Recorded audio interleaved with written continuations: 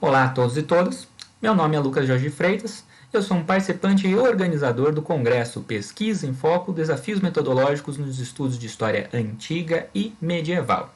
Nesse congresso eu vou falar um pouco sobre a minha pesquisa de doutorado, que eu intitulei A Construção do Ethos Retórico Cristão nas Polêmicas Religiosas de Agostinho de Hipona, uma pesquisa de doutorado que foi consequência do meu mestrado e da minha iniciação científica. Tanto minha iniciação científica como meu mestrado e meu doutorado foram feitos integralmente na USP, com a orientação da professora Ana Paula Tavares.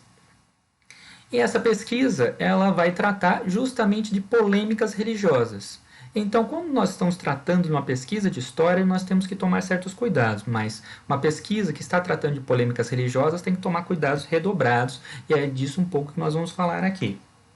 Primeiro, a pesquisa em si, nós temos duas modalidades de pesquisas científicas acadêmicas didaticamente falando. Primeiro, uma pesquisa a priori, no qual você vai com as perguntas prontas para o seu objeto de pesquisa, e uma pesquisa a posteriori, no qual você vai para o objeto de estudo e o objeto de estudo sugere para você as perguntas, sugere para você o método e a abordagem a ser tomada. No meu caso, a abordagem foi a posteriori. Primeiro, eu fiz uma leitura prévia do meu objeto de estudo, e essa leitura prévia do meu objeto de estudo sugeriu certas questões, sugeriu um certo caminho para mim dentro da pesquisa. Esse caminho que foi sugerido inicialmente, ele teve seus acertos e ele teve seus erros, e isso é natural em todas as pesquisas. Nem sempre o projeto que você vai colocar ele vai conseguir se estabelecer, ele vai conseguir ser colocado em prática na íntegra do que você está sendo colocado.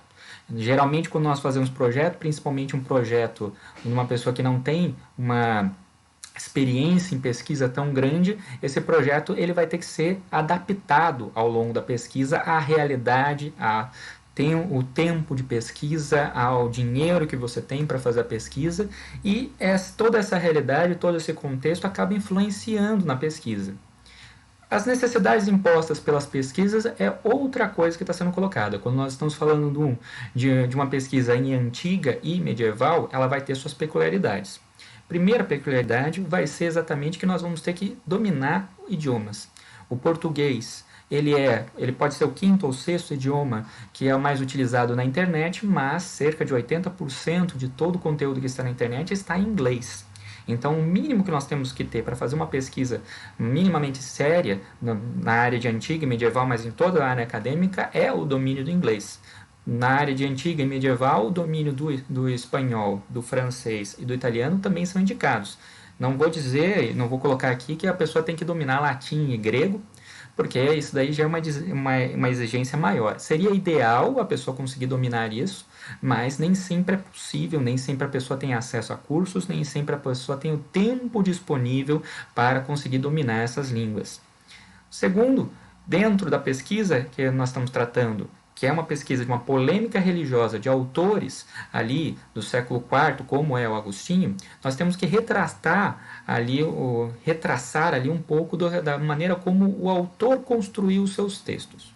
E a técnica utilizada para a construção dos textos é a técnica de retórica. Nós vamos ter a retórica clássica, Cícero, Quintiliano e outros autores clássicos, mas nós vamos também ter a retórica cristã que vai ser formada a partir dessa tradição cristã nesses 4, 5 primeiros séculos. Agostinho tem ali uma grande importância na formação dessa retórica cristã, ele vai dar ali o primeiro manual de retórica cristã, então nós estamos falando aqui de autores que dominam essa técnica retórica, e a partir do domínio da retórica, então, eles constroem seus textos, e se você não tem uma ideia, se você não lê esses manuais que eles leram, você também não vai compreender de fato como eles estão organizando o texto, e a partir do momento que você não entende a organização do texto, você não entende a argumentação que está sendo feita. Outra questão nós temos a filosofia. Os autores desse momento, eles têm uma formação, uma erudição muito grande na parte de filosofia. Então, se você não tem um conhecimento básico de filosofia, principalmente de neoplatonismo e de neo-aristotelismo, você vai passar batido em muitos dos argumentos que estão sendo colocados e não vai entender a maneira ou o porquê que o autor está colocando certas coisas ali. E como você está tratando de uma polêmica religiosa, você vai ter que ter um conhecimento Pode ser um conhecimento superficial, mas você tem que ter um conhecimento de teologia.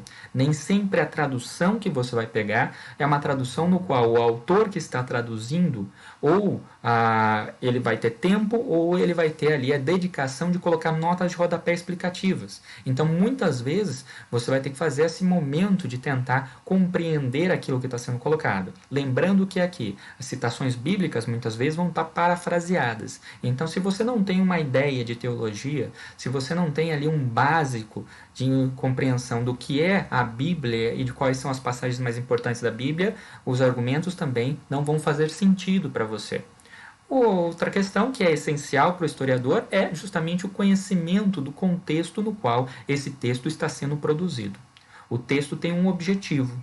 E a partir do momento que você compreende esse contexto, que você compreende quem é o autor que escreveu e por que ele está escrevendo aquilo naquele momento, o texto se torna mais claro, se torna mais inteligível e é mais fácil de você estudar, é mais fácil de você ter as dicas que o texto está dando para você, quais os caminhos que você pode ter e quais as perguntas que você pode fazer para esse texto em questão. Tratando de um documento religioso especificamente. Primeiro, nós estamos tratando de escritos polemistas. Qual é a particularidade deste tipo de escritos? Eles são feitos dentro de polêmicas religiosas. Essas polêmicas religiosas elas têm um objetivo claro, que é o estabelecimento da verdade, mas é o estabelecimento da vertente cristã do autor como a verdadeira porta-voz da verdade de Cristo, como verdadeira seguidora de Cristo, enquanto que as outras vertentes cristãs, e principalmente aquele que está em oposição, ao oponente naquele tratado polemista, ele é o falso cristão, ele é detentor da falsidade, ele é aquele que corrompe a mensagem de Cristo. Então nós temos aqui um escrito que ele tem um objetivo muito claro. Nós temos aqui um escrito que ele está ali como uma peça de propaganda, então você vai ter que tomar todos os cuidados devidos frente a essa peça de propaganda que está sendo colocada ali. Se você não compreender que esta peça de propaganda pode estar ali dando uma manipulada na verdade, que as coisas que estão ali podem não ser verdade, podem não ter acontecido, se você tomar aquele documento como uma verdade, e tudo aquilo aqui que está ali como uma verdade, o que vai acontecer é que o seu trabalho vai ficar não só pobre, mas ele também vai ficar extremamente enviesado, ele vai ficar ali um trabalho que não está fazendo uma análise, mas está fazendo uma reprodução do pensamento do autor. Aí você não está fazendo um trabalho de história, você simplesmente está reproduzindo o que o autor disse no século IV, o que não tem sentido nenhum. A partir disso, o que nós temos aqui? Eu estabeleci uma hipótese inicial a partir do meu estudo de mestrado. No meu estudo de mestrado, eu me concentrei na análise da documentação donatista e, a partir disso, a minha grande pergunta no meu estudo de mestrado era exatamente qual que era a imagem, qual que era o ethos retórico montado por Agostinho para os donatistas. O Agostinho monta ali, então, um personagem para os donatistas e esse personagem vai ficar durante toda a antiguidade e ele vai ficar para a posteridade até hoje. Se nós pensarmos nos donatistas, é exatamente a peça de propaganda que foi determinada por Optato de Milevo e por Agostinho que vai formar a imagem dos donatistas naquele momento. Nós temos ali a peculiaridade de que, assim, nós temos os escritos do Optato de Milevo e do Agostinho, mas nós não temos os escritos dos donatistas. Então, nós só temos a imagem dos adversários dos donatistas, a imagem que foi construída pelos adversários dos donatistas. No doutorado, a minha questão era exatamente comparar esse ethos retórico que estava sendo colocado para os donatistas com outras polêmicas religiosas que estavam sendo colocadas pelo Agostinho, no caso, o arianismo e o pelagianismo. Minha ideia era estabelecer se o Agostinho tinha um ethos pré-determinado, se ele tinha uma ideia de cristianismo e ele defendia essa ideia de cristianismo não dependendo da polêmica religiosa no qual ele estava tratando, ou se o ethos retórico, se esse cristão, se essa ideia de cristão era construída a partir das polêmicas religiosas. Então nós temos aqui duas possibilidades que eu estava ali tentando descobrir qual era a possibilidade que o autor tinha. Se o ethos retórico é pré-estabelecido, esse ethos retórico provavelmente seja das maiores influências do cristianismo que Agostinho tinha. Era um de Ambrósio ou da mãe de Agostinho, mas nós tínhamos aqui uma ideia pré-determinada de cristão, ou se a ideia não existia e ela foi construída ao longo dos 40 anos de produção escrita do autor. Para compreender isso, nós vamos ter que entender certos elementos retóricos. O primeiro e grande elemento retórico aqui da retórica clássica que nós temos que entender é exatamente o topos retórico, o locus, ou o que a gente pode traduzir hoje como o lugar comum. Esse topos retórico, esse lugar comum hoje que nós tomamos no texto como uma questão de empobrecimento da linguagem, um empobrecimento daquilo que do nosso texto, ele é aqui uma ferramenta essencial para a compreensão. Ele é o patamar comum que permite que as pessoas entrem no diálogo. E esse patamar comum, ele é feito muitas vezes pela Bíblia ou pelos escritos bíblicos nesse momento. Ele não é um clichê, ele não é uma repetição simples ou uma repetição idêntica daquilo que foi colocado, mas ele é uma ferramenta que permite que o autor faça um hiperlink, que permite que o autor tenha ali algo que possa ser compreendido. Ele cita ou no início ou no final da sua argumentação para estabelecer o que eu estou falando. Eu estou falando dessa determinada coisa, eu estou falando deste conceito com você. O topos retórico, então, ele estabelece os conceitos comuns, ele estabelece o lugar comum. Se você não sabe identificar esses topos retóricos dentro do texto, também você vai ter dificuldades para analisar o texto. Esse topos comum, esse topos retórico, então, ele faz parte e ele é construído a partir da tradição cristã. Então, dependendo da época, dependendo do contexto que você está analisando, você vai ter topos retóricos diferentes. Eles vão ter pesos diferentes e eles vão ter significados diferentes. Não é porque você viu um topos retórico em um determinado momento que ele vai ter o mesmo significado e ele vai ter o mesmo peso na argumentação de outro momento. Então, o contexto também influencia nesse topos retórico, nesse lugar comum e na forma como o autor está analisando. Durante a Idade Média, nós vamos ter listas e mais listas de topos retóricos, listas e mais listas de argumentos, e essas listas vão ser colocadas como autores como Lourenço Valla, o João Luís Vives, o Erasmo de Roterdã, vão ser autores que vão fazer essas listas de topos retóricos que nos ajudam a compreender um pouco dessa cultura e desse lado da época medieval. Dentro do cristianismo, então, para nós tentarmos entender o contexto, para aquele que não estudou o cristianismo primitivo, nós temos que compreender, então, aqui que nós temos 3 momentos distintos no cristianismo. Nós temos um primeiro momento no cristianismo, no qual nós temos a definição do eu cristão, um segundo momento no cristianismo, no qual nós temos uma ida à cultura clássica, e um terceiro momento no qual nós temos a institucionalização da igreja. Agostinho está aqui, nesse terceiro momento. Então, para a maior parte dos autores que colocam hoje, ou ele é um autor, um ponto de virada dentro do cristianismo, ou ele é um autor que vai sintetizar todo o caminho que veio antes e dar a base para aquilo que vem depois. De toda forma, o Agostinho está aqui nesse momento de institucionalização e um momento de homogeneização da igreja. Cada época vai ter as suas características, como, por exemplo, essa primeira época do cristianismo, na formação do eu cristão, nós vamos ter aqui um conflito entre uma ideia de cristianismo judaizante e o universalismo cristão. O cristianismo é uma religião para judeus ou é uma religião para todas as pessoas? Nesse primeiro momento, então, nós temos uma vitória desse cristianismo, que é um cristianismo para todas as pessoas. Nós vamos ter, então, um segundo momento aí da cultura clássica, e a cultura clássica e a filosofia vão dar a estrutura necessária para o cristianismo conseguir se estabelecer e conseguir ter a forma, ter a metodologia de explicação dessa mensagem de Cristo. Esses diversos autores aqui, desse segundo período, eles vão fazer uso da filosofia clássica, então, os conceitos da filosofia greco-romana, para tentar explicar esse mistério do que é o cristianismo. E a partir dessa tentativa de explicação, eles vão tentar universalizar essa ideia e fazer com que essa ideia chegue para o maior número de pessoas possível.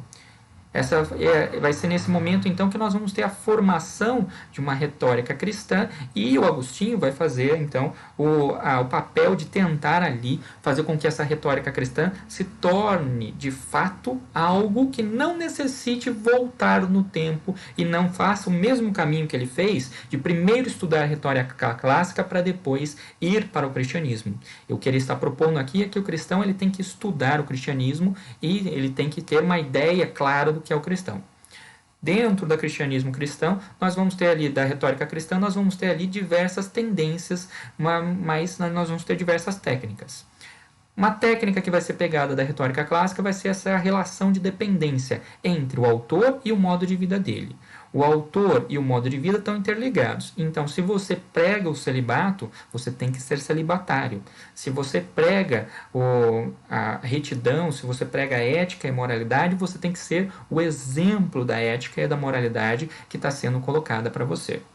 O Agostinho sempre vai colocar, então, que você deve ser o exemplo daquilo que você fala. E a partir do momento que você é o exemplo daquilo que você fala, você vai ter autoridade, você vai estar se autorizando a entrar no debate, principalmente no debate que envolve uma polêmica religiosa. A partir disso, nós vamos ter duas técnicas básicas da construção do texto, duas técnicas básicas de você colocar a sua autoridade, de você estabelecer sua autoridade no texto. Primeiro, a associação de imagens. Aqui vão entrar o locus retórico, vai entrar ali o lugar comum que nós estávamos discutindo.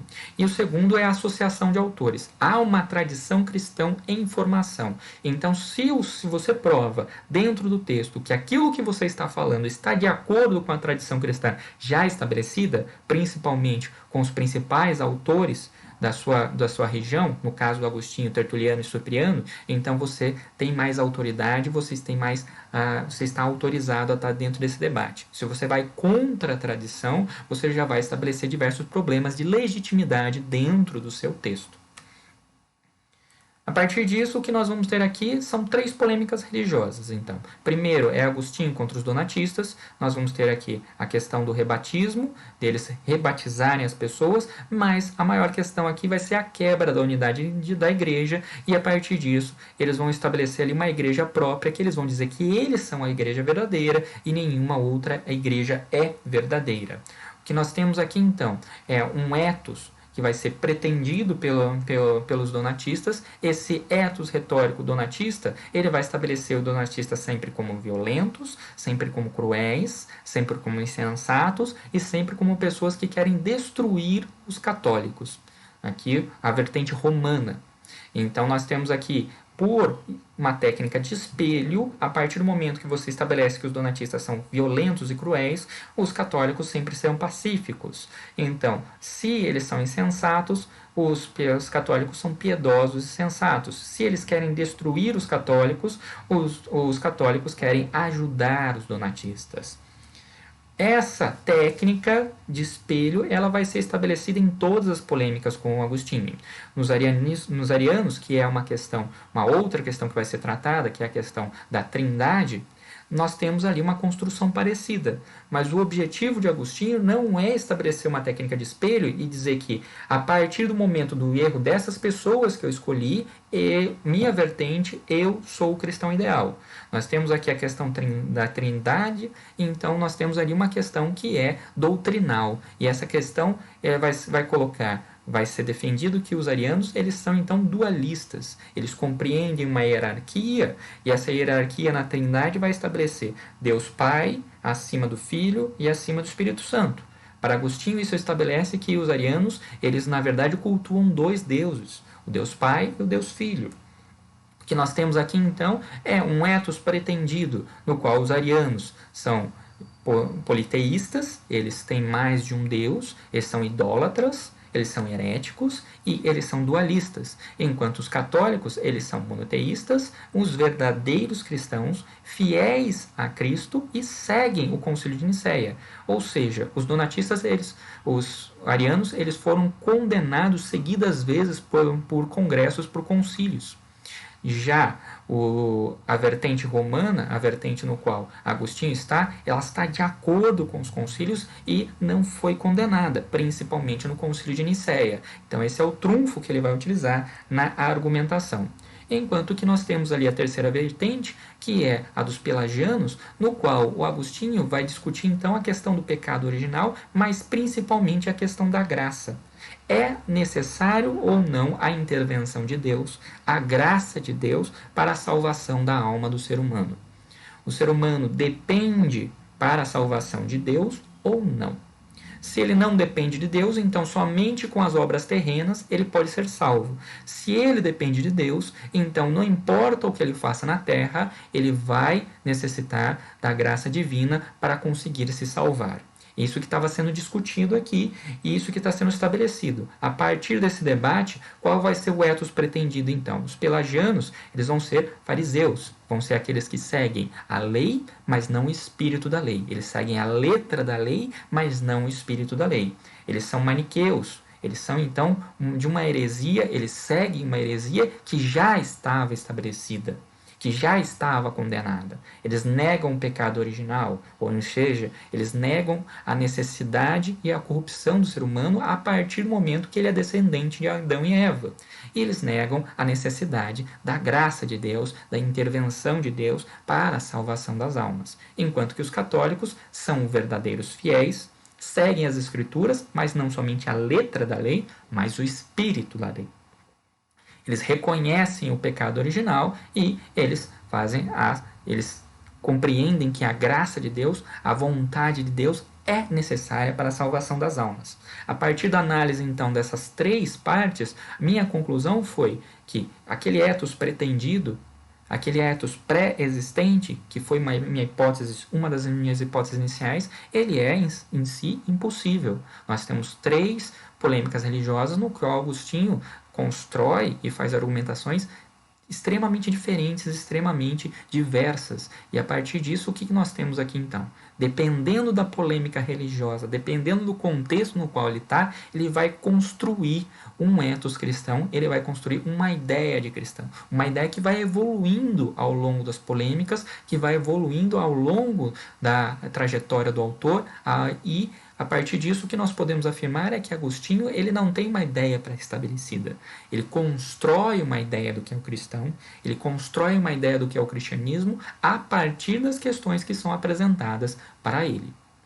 Meu muito obrigado àqueles que assistiram ao vídeo e até uma próxima oportunidade. Tchau, tchau.